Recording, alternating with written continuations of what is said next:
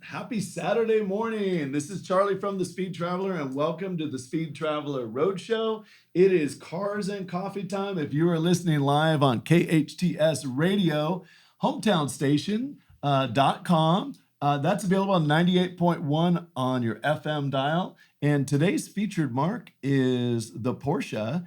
I've got Kelly here joining me today. Kelly's going to talk about some news in a minute, but usually there's a few speed travelers here, but our buddy Chris is out with COVID. I didn't think people were still getting COVID. Yeah, it's pretty rough out there. Be careful. Yeah, it seems like a lot of people are getting it. He was pretty sick, actually, and he couldn't even call in today. But we've got a great show today. We are going to talk about the featured marque, which is the Porsche. We're going to talk about which picks we've got for Porsche future collector items or collector cars. And then we're also going to talk about some great trips you can take on your own. There's a great trip that Chris and I took through the Valley of Fire in the Las Vegas area, and it was really, really fun. So we're going to highlight that. Also, we're going to talk a little F1 news. I know you're a big F1 fan. Oh, This yeah. weekend's the Singapore Grand Prix, and Max Verstappen going for 11 in a row. Yeah, that's exciting. And that also leads to us also giving you tips on how to get into racing yourself. Yeah, we're going to come back in segment B, and we are going to talk about how you can go racing. There's lots of different ways to go racing. You can do just track days. You can do side-by-side racing. You could do vintage racing, and the vintage cars are worth a lot of money. But first, we're going to talk a little Porsche news, since that's our featured marque today. And Kelly, there's a new lightweight Porsche 911 coming out. I know. It's the 2023 Porsche 911T for touring. Love that. And it starts at $118,000. It comes with a 7-speed manual. You can also get an automatic. And that's what I love about Porsche, is they're still offering manuals. Yeah. And as you said, this car comes with the manual, and you actually have to ask for the PDK if you want something different. So that's really unique in today's day and age. Yeah. But such a cool car. I love that about Porsche. But sorry, go on. Oh, I love this car. I mean, what I love about Porsche too is honestly their colors. They're so pretty. They're such pretty cars to look at. And I know there's a lot of Porsches out here, especially with the Porsche car show that they have. Oh, out at the here. the Porsche Santa Clarita. Yeah, it's awesome. And those, I mean, there are so many cars there, and they're amazing to look at. Yeah, there's a purple color of a Porsche 944, I think it is, that they've got it over in their museum. If you haven't been to Santa Clarita Porsche, it's owned by the Galpin family. It's an incredible Porsche dealer. They have basically a museum downstairs. You go into the dealership, you go downstairs, and they have a museum of the most amazing race cars I've seen and street cars. They've got the purple 944 that we were talking about. So yeah, I agree. Porsche's got some great colors. Yeah, they're cool. But getting back to the 911T, it is the same horsepower as the regular 911. But what's cool about it is they drop some weight. So it's kind of like an old school feel. They get rid of some of the sound deadening material, and they use a lighter weight glass, a smaller battery. So that drops the weight to 3,254 pounds. But it's cool. It's just cool that a brand such as Porsche is still willing to make kind of a race-inspired car in this day and age. It's not driving itself. Yeah. Those self-driving cars, don't even get me started on those. I like it. You're a young person with an old person soul, an old car person soul. I mean, when you are around Malibu all the time with all those Teslas out there, you got to get used to all those crazy drivers. Yeah, because they are fast off the line. Yeah, they're so fast. I mean, honestly, I have to say, those Teslas are speedy, but maybe they're a little too quick. But yeah, getting back to the 911T, it's just a really cool car. They've got some bits and pieces on it that you won't find in the normal 911. So that makes it a lot more fun. 118K, honestly, in today's world of Porsche, that's not outrageous. It's not too crazy for what you're getting, I would say. Yeah, and I like the way how you brought in Porsche Santa Clarita and the Galpin family. Oh, yeah. I forgot it was our featured marque. They have I think it's the first Saturday every month, they have an amazing Cars and Coffee. Oh, my goodness. The Cars and Coffee is great there because, I mean, my friends from high school, they still bring their fun cars. Like, it doesn't matter the car you have. Everybody brings out Some have like little Miatas. Some people have their super fancy like Ferraris. Like Yeah. it's ranges from all over the place. I noticed that they put the Porsches in on the lot, and then there's a lot next door where they put everyone else. So Oh, it's kind of really? funny, yeah. The Porsches go on the main lot. We'd love to have Bo Bachman on. He's the owner of that dealership. He's also a collector and a big car enthusiast. So we'll try and get Bo on a future show. There's also Cars and Coffee around the corner in the local Santa Clarita area, and that's at Kmart. That's Yeah. early. I think it's 7 a.m. to 8:30, but that goes every Saturday. It's Yeah. And pretty those crazy. are really cool. But speaking of Porsche, you know what we haven't mentioned actually is that cool place right off the freeway. Oh, the Porsche Experience Yeah, Center. it's so cool. And I feel like a lot of people would be interested in that. I know a lot of people actually don't know about it, but it's such a cool experience. And I mean, they have simulators, they have the ability to go Experiences. out on the track. Yeah, it is. The Porsche Experience Center is in Carson, California. And it's a great place to go if you love the brand. Yeah. They have an excellent restaurant upstairs. I think it's called 917, which we had a birthday at one Oh, yeah. year with your grandmother.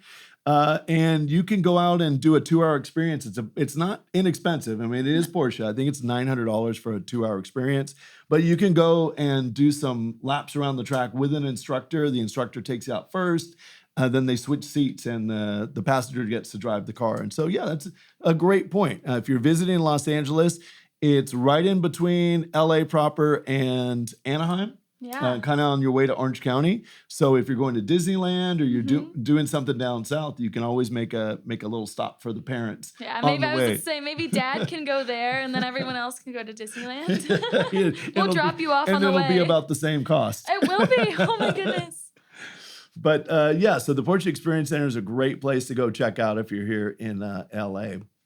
But we're going to take a break. And when we come back, we're going to talk about ways you can go racing. And lots of times people email us and Instagram us. By the way, if you want to send us a note, you can find us on Instagram at The Speed Traveler. Also our YouTube channel, and you can leave us a comment. And we're happy to answer any questions we get on the air. And we get a lot of questions about how to go racing. Yeah. Where do you start? So when we come back from the break, we're going to talk about that. Once again, this is the Speed Traveler Roadshow, and it's Cars and Coffee time. All right, welcome back, everyone. This is the Speed Traveler Roadshow on KHTS locally in the Newhall area. That's AM 1220 and FM 98.1. Also available on the hometownstation.com app, and you can, or website, excuse me, and you can also find us on YouTube on the Speed Traveler channel. We're going to start posting the videos on the Speed Traveler YouTube channel. Should be a lot of fun. But we are coming back. We're missing one of our travelers today. Chris has got COVID. I didn't think anyone was getting COVID again, but I guess it's making a comeback. Poor Chris. Yeah. It's okay. He'll be back and he'll be better than ever. He'll be back and better than ever, hopefully. But we are going to talk about how to go racing and how to take your own car, use it on the track. And we love featuring things on the Speed Traveler about how to enjoy your car more, how to take some road trips. Fun things to do with your car. A couple weeks ago, we were talking about using your car in movies. That was fun. Oh, yeah, that's super fun. But especially if you have a 1980s car, the movie industry is looking for your car right now. It almost doesn't matter where you are. Yeah. There's a strike, of course, but are some productions going. But when production comes back in the spring, it's going to be nuts. There's going to be a lot of opportunity. Cars, and there's a lot of cars out here. I've noticed all of them out here. The 80s cars? Yeah, there's a lot of 80s, 70s cars, and they're the perfect colors. They look specifically more for colorful cars, too. Yeah, they do. With the exception of red, if you're talking about using your car in a movie or a production, they don't love red, black, or white, but they love green. Yes, and they love the green. Silvers, and they love orange and colors that they made in the 80s. But getting back to our specific topic today, Porsche is the featured marque. And a lot of people have asked us, how do you go racing? A lot of people, particularly people with Porsches, I feel like they want to go racing. It's such a racy brand. Oh my goodness, yeah. So we wanted to talk a little bit about how you can go racing. There's really a few ways to go racing. The first is what are called track days. And some examples of that, and a friend of ours, Ollie, runs a series called Drive Track Time, and that you can find them at drivetracktime.com. And you can race some amazing tracks. It's crazy. There's also Turn 8 racing as well. There's a bunch of different opportunities, actually. And I think I highly, highly recommend. I mean, They let anybody who has a license, is a safe driver, they'll let you in. Why 18 not? years old Yeah. and up, and you could get a waiver if you're under 18. Yeah, I mean, I say do it. I did it when I was 16, and I think that was one of the best things I've ever done for my driving. Yeah, and we could talk a little bit about that. That was drive track time at famed WeatherTech Laguna Seca Raceway. I mean, it's not like starting in some little, Like track that's Buttonwillow. that has lots of runoff. I mean, there's walls and It was high crazy. speeds at Laguna Seca. Laguna Seca is crazy with that blind turn. It's insane. I mean, Oh, with the corkscrew. yeah, the Yeah. corkscrew. I mean, it was so cool though. It was such an amazing experience, and I so recommend it to especially like honestly the younger kids. Like we can be a little crazy with our driving, but I think it humbles us a little bit to be on the racetrack with all these people. Everyone's trying to go fast, everyone's trying to dive bomb each other, Right. You get humbled, and I think all of us kind of need that. I think so too. And you realize you're not quite as fast as you thought Oh you no, were. not at all. or Oh good my at goodness. driving. Oh, Yeah, it's shocking. We do our main business, which is called the Activation Group. We do automotive activations and driving events. We probably do 50 or 60 a year. And that's basically what we do. We go to the track, and it's funny how people show up and they think they're going to be Lewis Hamilton, and they get a little bit humbled, and it makes them respect high performance driving a little bit more. yeah, and I think everyone should try it out. If you try it at least once, like you can say, by the way, everyone, I've been on a racetrack, or Yeah. I've driven a race car. And not just any track, but there's the drive track time guys have some great events. They've got Laguna Seca, WeatherTech, Yeah. which is Iconic. one of the premier race tracks in the world. Yeah. They also race at Sonoma. Really fun places to visit. We always have a blast when we go to Monterey. Oh my goodness. Yeah. Laguna Seca's a blast. I love, love, love it there. Monterey's beautiful. And we went in December, so it was super cozy. They have all their Christmas stuff up. It's so much fun. It's a good time. We spent some time in downtown Carmel. We went to Clint Eastwood's wonderful. former restaurant, the Hog's Breath. And I always thought it was more of a tourist trap, but it really was excellent, the food. It was amazing. And just the place in general. It's so cool how much like car culture is also involved there. Yeah. They have their they have a bunch of things up there. Oh, Not just absolutely. the IndyCar and not Right. just Laguna Seca. The Concours d'Elegance, Yeah. the 72nd annual. We had Tommy Kendall, who's basically the voice of the Pebble Beach Concours d'Elegance. They've got the Rolex Motorsports reunion at Laguna Seca. So yeah, there's a ton to do Oh, there. my goodness. Also, Sonoma's another great place I would recommend. Yeah. And that is in the Napa Valley. And it's really a beautiful area, and it's a fun place to visit. Kelly mentioned Buttonwillow Raceway. It's a so much fun. fantastic What a racetrack. blast. Fantastic racetrack, but it's sort of in the middle of nowhere. Yeah. And that's the point. It's a big track with lots of runoff. And you did a track day. I Was it did Turn do- 8? It was Uh, turn 8. Those and guys that are was great. Buttonwillow? Yeah, it was at Buttonwillow. I do have to say I really enjoyed Laguna Seca. I think Buttonwillow was a fun experience, but Laguna Seca really just was life-changing, I would say. Honestly. Oh, that's cool. Well, there you have it. There is a speed traveler insight from Kelly Yeah. to do the Laguna Seca drive track time. Also NASA, and we're not talking about the space program NASA. We're talking about the National Auto Sport Association. Which people get confused about. Because All back the in the time. day, I mean, on my little Mustang, I had a little NASA sticker, and everyone was like, "Do you want to be an astronaut?" I was like, "No, I want to be a race car driver." Yeah, you can go to nasaproracing.com. That is where you'll find information on NASA racing. They have a program called HPDE, and that's High Performance Driving Experience. And they've got levels 1 through 4. I'm not sure if 1 is the fastest, or I think 4, you start in level 4, and you do a complete day. You could do it in your own car. You have to have a hard top or a pop-up roll bar. So some of the newer cars have a pop-up roll bar. You've got a 2020 BMW 430. You do have even though it's a convertible, you have the pop-up roll bar. Yeah. So you got to check the rules on which cars are eligible. But it's really fun to go to a NASA event, and you take your own car. It's about $250.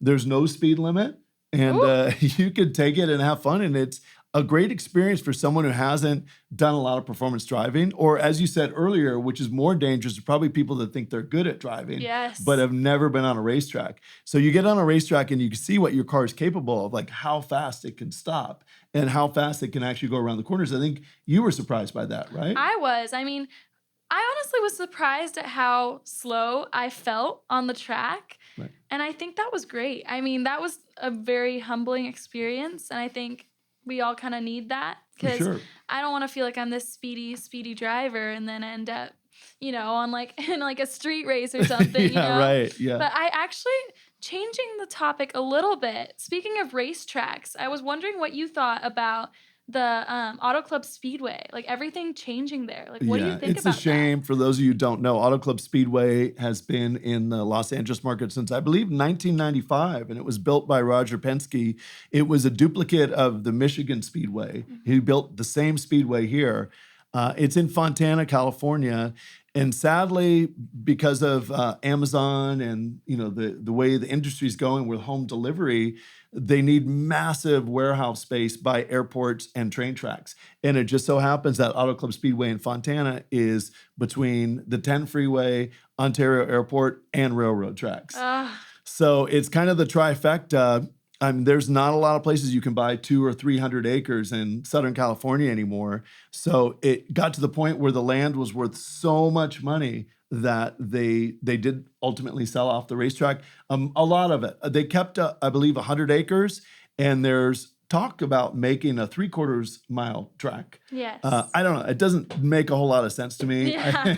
I think they're just saying that to appease the local fans because earlier in February in Los Angeles, they have a race around the Coliseum. Oh, yeah. And, that's the new thing. It's so That's interesting. inside the Coliseum. They got a decent crowd there. It costs them quite a bit to build a temporary track, but then they just take it down and they're done. So sadly, Southern California NASCAR, that's probably the future. I don't see him keeping That's Auto Club crazy Speedway to me. open. But yeah, great place.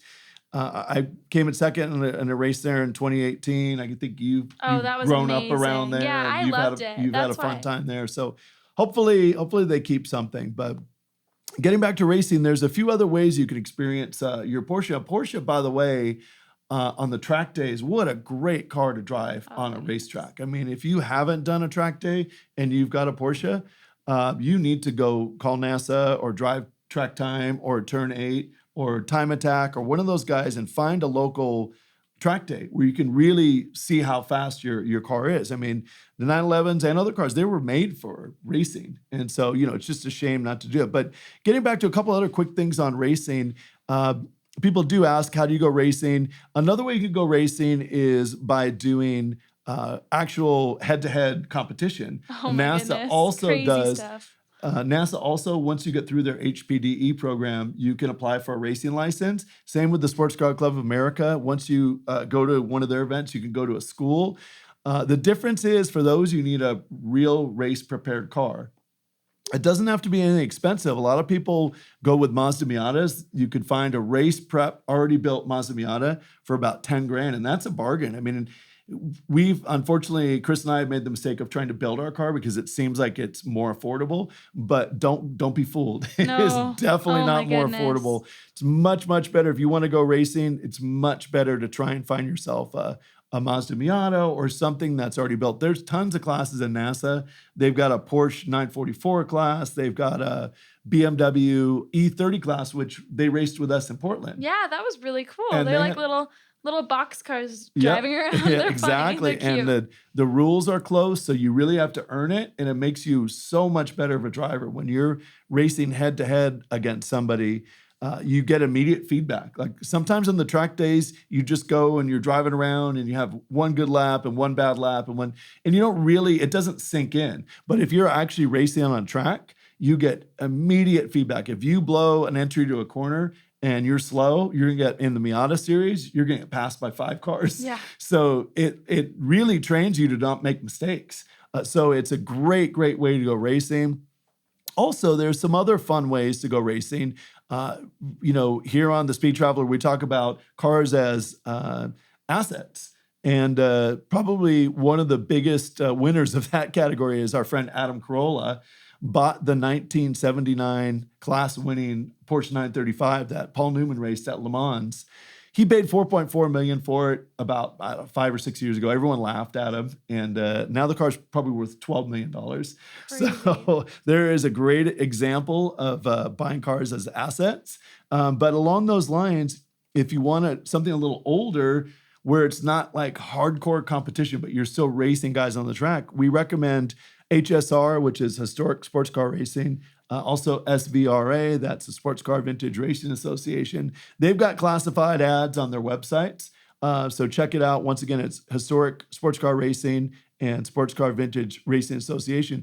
They've got great cars on there that you could find, cars that are probably going to appreciate in value, and you could still have the fun of going to the track and racing at places like Laguna Seca and Sonoma. So we highly recommend that. Also, if you feel like you need some inspiration, you could check out there's a race car driver named Bruce Canepa, and he was from the late 70s, early 80s.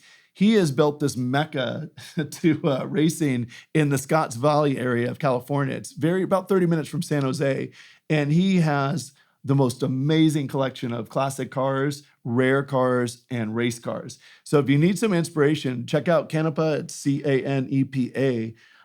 And you can see some just incredible cars. He's got a 1977 Greenwood Corvette. Oh, and your Corvette was our featured marque a week or two ago.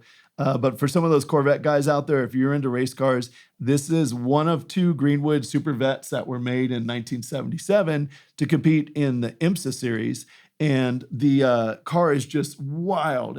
You have to go online, check it out. It's got giant fender flares. It's 20 feet long. It's got wings. It's got 750 horsepower. Just an amazing car.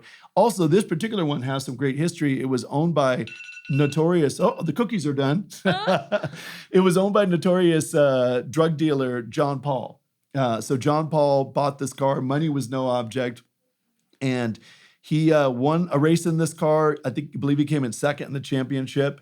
So this car's got some notoriety. It's very expensive, but if you're a collector and want something super unique, this car is only going to go up in value. Ironically, there's a sister car to the 77 Greenwood Corp Super Vet, and that was raced by our friend and my former employer, Greg Pickett, famous Trans Am race car driver. His car is about 10 miles from this car in the same area, Los Gatos, California, and it's in a warehouse. And somebody bought the car as he raced it in his last race in 1978, and it hasn't been touched. That's in amazing. all those. So what's that? 45 years. 45 the car's years. been sitting as raced. Its last race. That car, if you could track it down, is going to be worth a fortune down the road. But that basically wraps up our ways to go racing. Once again, just to recap real quick, it's you could do track days and turn 8 motorsports and drive track time, NASA HPD. Those are great ways to do it. You can do head-to-head racing, and that's a lot of fun. You get great feedback. If you've got the means to buy a race car and you've got a trailer and a place to keep the car, you can buy a $10,000 race car and have a blast. And then finally, vintage racing. Really, really fun way to go racing. And a lot of times the cars are really going to appreciate that you buy. But this is the Speed Traveler Roadshow. We are coming to you live Saturday morning, Cars and Coffee Time, in KHTS Radio, locally on Newhall, in Newhall, and the radio station is AM 1220. You can also find us, The Speed Traveler, on YouTube and all the places you love to enjoy podcasts. We're going to come back and talk about some specific cars that we recommend for the future. And thanks for listening. Welcome back, everyone. This is the Speed Traveler Roadshow. It is Saturday morning if you're listening live on KHTS Radio. You can also find us anywhere you find your podcasts and on the YouTube channel, which is The Speed Traveler. Good stuff. I'm joined by Kelly here, and we are coming back to our featured marque today, which is the Porsche. I have a question for you. Let's start this off. What are we thinking about all the Porsches in Santa Clarita? Have you seen any specific ones where you're like, wow, this car really stands out to me? Like just driving around on the road. Like, for example, I've seen so many Hummers with the pickup truck backs. And I'm like, this is such a funny, specific car. It is. I think it's unique to the Santa Clarita area. Yeah. There's a lot of firemen and police officers out here. Yeah, and I feel like I see a lot of Macans, and I see a lot of Cayennes. Yes. it's definitely the Santa Clarita car. You don't see too many GT3s. No. We're gonna get into talking about that a little bit in a few minutes. But yeah, it is an interesting place. You also mentioned this morning Porsche of Santa Clarita. That's a great place to go check out their museum. You just go in and they have a little cafe, which is cool, and then you can walk downstairs and check out their collection, which is amazing. Yeah, there's so many amazing cars there. But yeah, getting back to our featured marque today, which is a Porsche, we're going to talk about, as we always do here on the Speed Traveler every week, we're going to talk about cars that we see as future collectors. And definitely, you almost can't go wrong with a Porsche 911 of any model. But specifically, we're going to start talking about, of course, a car that I love, which is the Porsche 911 GT3.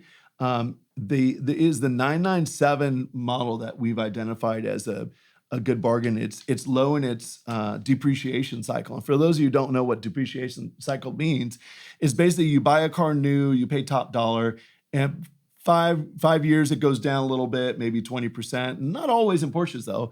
10 years, it goes down maybe 40 or 50%. And then at some point, it starts coming back up in value. So the Porsche 911 GT3, the 997 era, that is the 2005 to 2012. That is a car to look at. I looked this morning on Car Gurus. You know how much I love Car Gurus. It's just a great place to see all the values of the car. You have to do a national, you put your zip code in, you can do a national search, and you can see what all the cars are getting. But there are 5 GT3 coupes on Car Gurus right now nationally. We're not talking about the RS model. The RS model is $240,000 and up. I mean, of course, if money's no object, that's definitely a car to look at. Also, the Porsche, the same era 997 Porsche GT2, super low numbers built, production numbers. But we're talking about the 911 GT3. They've got 415 horsepower. They're limited production, which I love about them. And seems like there's always a market for the GT3. So keep an eye on that one. The prices are about $149,000 to $150,000. And that was, you can see some of the cars we looked at today exactly on Car Gurus. There's one for $149,000. There's a few in the $155,000 area, but this is a great car. If your budget's a little bit lower, we're talking Porsches again, and we're talking future collectors. The model that came in a little earlier, it's the 996, also known as the Sally car from... Oh, I love that car. The Yeah. Porsche from Cars. Yeah. All of my generation will know that one. Exactly. It's such a cute car, and hopefully we can see more of those out. Yeah, out so around. you know what? You bring up a good point that you never quite know what's going to make a car valuable, but the fact that there's so many kids that grew up in the early 2000s watching the movie Cars, Oh yeah. and We all love Sally that was the car. It had very distinctive headlights. That was we're talking about the 996 right now. That's 1999 to 2004. That was an all-new body, and it was the first of the water-cooled 911s. But you bring up a good point. It might be really valuable down the road because every kid has seen that car. Oh, we all know it. Yeah, but we like to highlight the raciest models, I guess, on the Speed Traveler. And the 996 Turbo is another car you might want to take a look at. The prices hit their bottom, I'd say, about 5 years ago. Now 2023, they are starting to come back up, but you can still find them at a pretty reasonable price. I saw a really nice 15,000 mile version of this car, and this is the Turbo 996. So the Turbo 996, I saw a really nice version of this car on Car Gurus this morning for $74,800. So $75,000, but it only had 15,000 miles. You could find these for as low as high 50s and 60,000 with a little more miles if you're not scared of the miles. And it's a great car for the money. I mean, that's really a spectacular car. It's got good power. It's their lower numbers. And so definitely take a look. I had one point had seen a 996 version of the GT2. It was here in Los Angeles, and it took them forever to sell it. And I was dying to buy it. It was $125,000, and that's a very rare car. It's probably worth $200 now, and it was only 4 years ago. So you can make money on cars if you buy it in the right place in the depreciation cycle. So keep an eye out for the ones that have gone down, hit their bottom, and now they're starting to come back up. You brought up a good point before about mileage. What do you think in regards to getting like a really cool, very rare car, but it has like high miles? Or would you get maybe a little bit less cool, a little Right. less rare, but with low miles? You know what? That's a great point. And there's definitely two ways of thinking about that. There's a lot of guys that buy Porsche 930s. That, of course, is the iconic late 70s, early 80s Porsche 930 Turbo.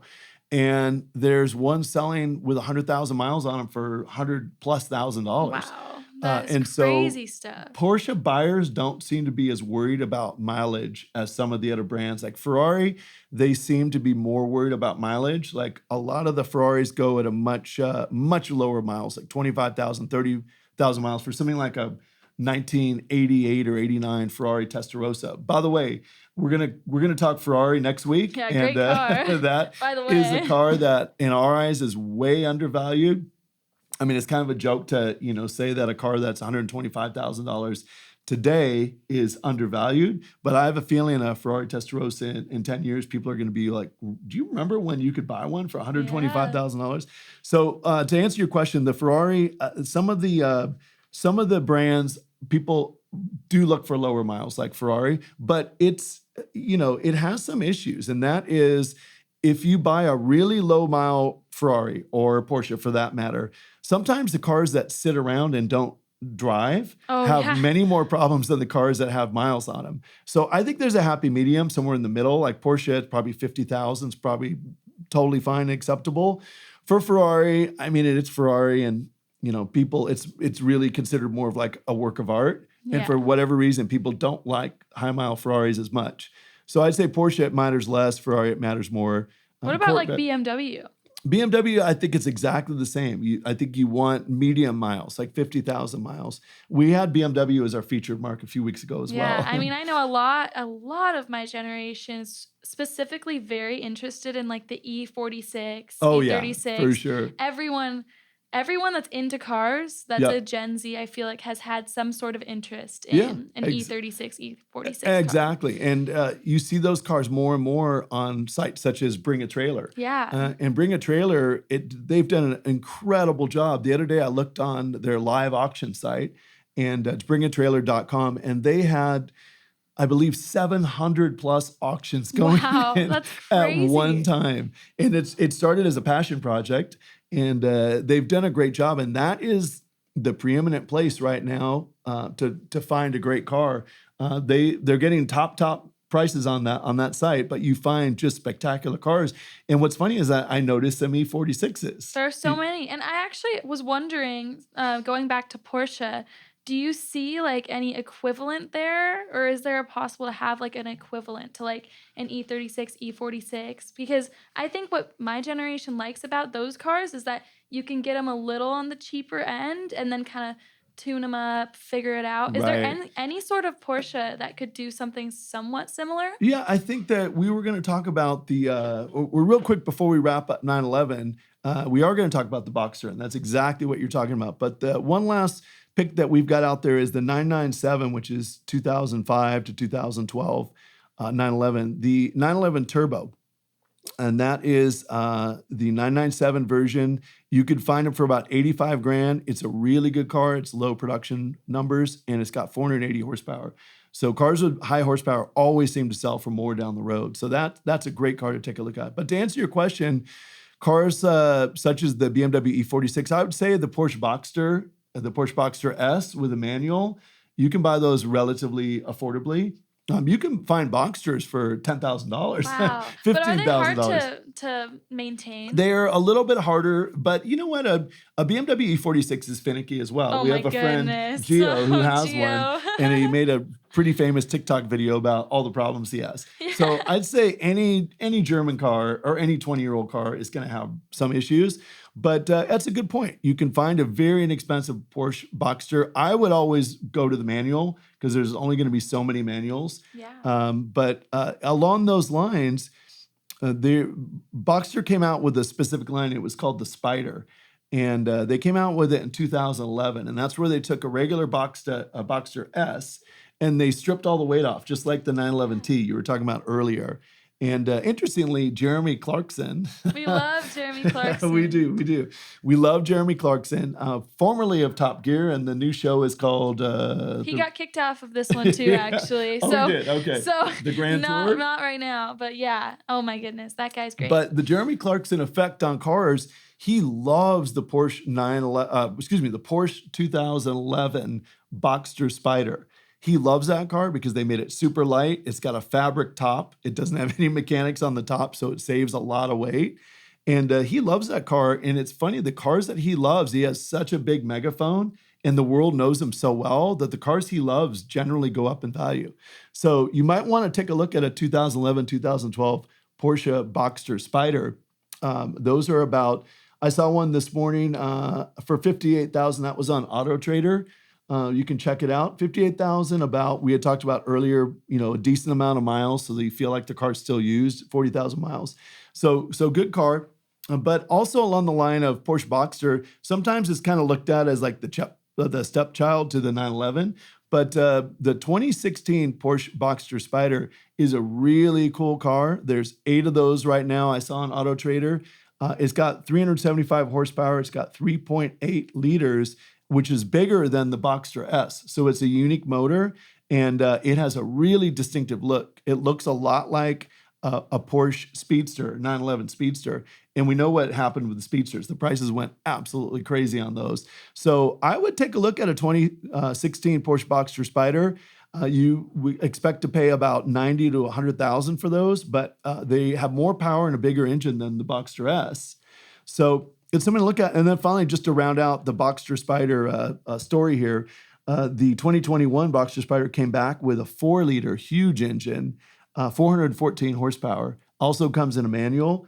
And that's something that's definitely going to go up in value. I think any of the Boxster Spiders are going to go up in value because they're just very unique cars and they have that great look. So keep an eye out for those. But we're going to take a quick break and we're going to come back and we are going to talk a little F1. Thanks for joining us on KHTS Radio. Also, you can find us on the Speed Traveler channel on YouTube. Definitely look for us there, and we will be right back.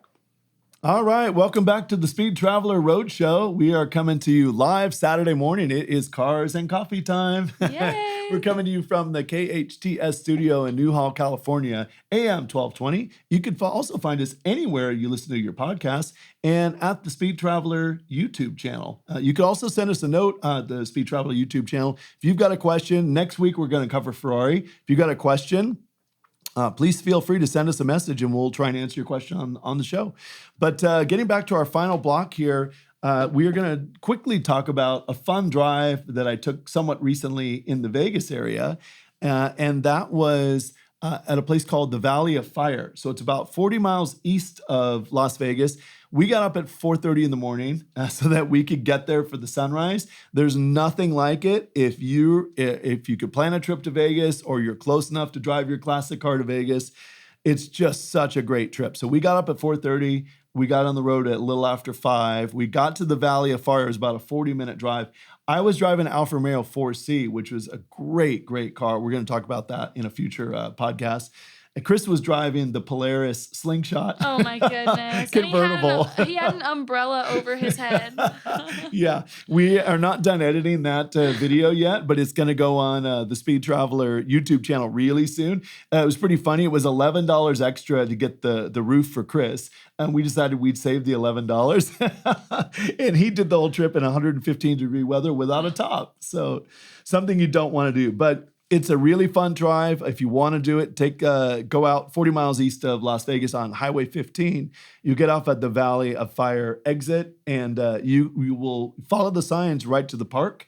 You can drive to the park, and then at some point you're going to make a right turn and head back south. And you're going to go through the Lake Mead area. So you go by Lake Mead. The route ends up at Hoover Dam. If you want to do the route, just hit us up on Instagram or YouTube, and we'll give you the full directions. But really a fun trip. And, that leads us to F1 news. Oh, yeah, and, in Vegas. So F1 exciting. is coming to Vegas in November, and Yeah. pretty crazy stuff. It's so cool. I mean, We were in Vegas about I would say a month ago, right? And we were seeing all the preparations they were doing. They're repaving. They're going to do all these crazy things. They actually have the plan to shine lights on the hotels so that you have to buy tickets to the race. It's so weird. So yeah, I guess the plan is it's a night race. It's a night race, those of which you- is really cool. For those of you who don't know, it's November 18th at 10 p.m. Yeah, it's coming up. It's coming right up, and apparently the rooms have gone for outrageous amounts on the strip, and Yeah. anything that has a view of the track. F1 has said they're either going to charge to view the race from your room, or they're going to shine bright lights up so that you can't see the race. Can't see it. It's crazy stuff. And I mean, I had the strategy of I was thinking we go for like the first like Friday practice and maybe drive there and drive back home, but I don't even know if you can do that. I think it'll be so expensive to even make it to that. It might be. That might be the way to enjoy it if you want to go. Tickets are outrageously expensive. We have a friend who bought some tickets on the front straightaway across from the pits. And I think he said he paid $800 each. And he said that he just saw on StubHub he could sell them for $5,000 each. Wow. So that is crazy. it is the stuff. event everybody wants to go to. It's in Vegas. Well, shoot, maybe you could do the Valley of Fire day trip. Well, that's what I was thinking. Yeah, you do Valley of Fire and then show up to Formula One, see Yeah. what happens. Yeah. Show up in the Polaris slingshot. Then they'll be really confused. We have a good friend who is the president of Mandalay Bay and Four Seasons of the Delano. Great place to stay. And Chuck he said they're doing quite well. They're absolutely sold out, and they're sold out of their packages for the race. But yeah, so Formula One coming up. This weekend, we've got the Grand Prix of Singapore coming up, and that is also an evening race. If you're on the West Coast in the United States, you can watch the race at 10 p.m. live. So it's going to be a lot of viewing parties going on this Saturday night. And Singapore is a great track. For those of you who don't know, Max Verstappen set the record last race at Italy, the Grand Prix of Italy, and he won 10 in a row. So Max is just on a tear in the Red Bull car. He's destroying it. And to put that in some perspective, Kelly, some of the greatest drivers in the world, Ayrton Senna and Michael Schumacher and Alberto Ascari and Mario Andretti, like they were nowhere close to 10 in a row. So it just puts some perspective on how dominant Max Verstappen is right now. But it should be a good race. I think the question is who's going to come in second in this race. And there's some good possible second place guys. It's Fernando Alonso in the Aston Martin. We've got Hamilton and Russell in the Mercedes. The McLaren should be fast again. What's going on with Ferrari? Well, I'm glad you brought that up, since Ferrari's going to be our featured mark for the next show next weekend. Ferrari actually did a great job at their home track. I think they figured that if they didn't do well in Monza at their home track, the trucks would be burned down the next morning. Oh, yeah. They wouldn't be able to leave the track. So they got very ingenious. And what they did is they took all the downforce out of the cars. So the cars were super fast in a straightaway, and then they weren't so fast in the corners. And the trick was, if they could get in front, they could stay in front, they could be fast down the straightaway, and then the corners, they could park it and be slow, and the other cars couldn't get around. Won't slow them. So it was a very crazy. clever plan, and it almost got them the win. Like Ferrari, Max had to earn it at Monza. So I don't know, this type of track that we're coming up to in Singapore, it probably, you need downforce at this track. So unfortunately, the Ferrari trick, Different strategy. I don't think it's going to work. I think Fernando Alonso, I think the Aston Martin's perfect for this track. And a lot of times there's safety cars at this track. So if there's a safety car at this track, I'm going to go out on a limb and I'm going to say Fernando Alonso ends Max's reign this weekend. No. And I think if there's a safety car really? and the timing comes right, I think this could be where Max is vulnerable this weekend because I hope so. I love Fernando Alonso. I agree. He's And great. I think people really, as much as they love and respect Max, He's great too. But people want to see someone else win. So yeah, he's becoming the Lewis of this year. yeah, I the mean, Lewis Hamilton. Back in the day, I remember like 5 years ago, Lewis was on top He all did. the time. And I'm getting a little sick of like only one person. Agreed. being- Yeah. No, we need some variety at the top. But, Absolutely. So feel free to join us next week where we're going to be talking about Ferrari. It should be a lot of fun. We're going to talk about Ferrari F1. Thanks so much for joining us. This is the Speed Traveler Roadshow. We are on KHTS Radio. You can check us out live on their YouTube channel, and you can see us on our own YouTube channel, which is the Speed Traveler, and you could get us anywhere you find your podcast. Thanks for listening, and we will see you next weekend.